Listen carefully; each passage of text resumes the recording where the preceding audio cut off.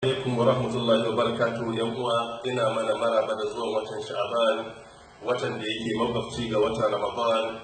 Watan sha'aban wata ne da annabi muhammad sallallahu alaihi wa alihi wa sallam yake yawaita azumi a cikinsa. Wata ne da mutane suke gafala daga yin ibada a cikinsa kamar yadda suna ta bayyana. Sannan wata ne da ake ɗaukaka ayyuka zuwa ga allah subhanahu wa ta'ala a sama, kuma aka faɗaitar da mu da yawaita yin azumin nafila.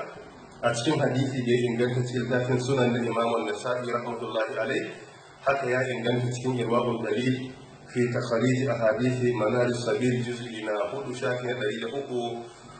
Usama ibn Zaid radiyallahu anhu ya tambayi manzon Allah sallallahu alaihi wa alihi wa sallam, ya rasulullah, lam araka tasumu shahran min ash-shuhur ma tasumuhu min sha'ban.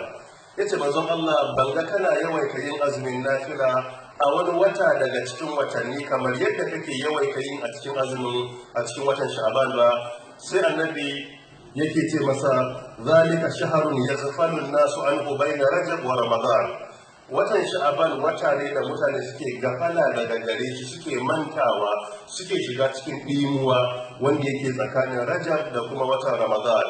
sai ce kuma fihi turfa'ul a'mal ila rabbil alamin. A cikin wannan wata ake ɗaukaka ayyuka zuwa ga sama wajen mahalicin talikai.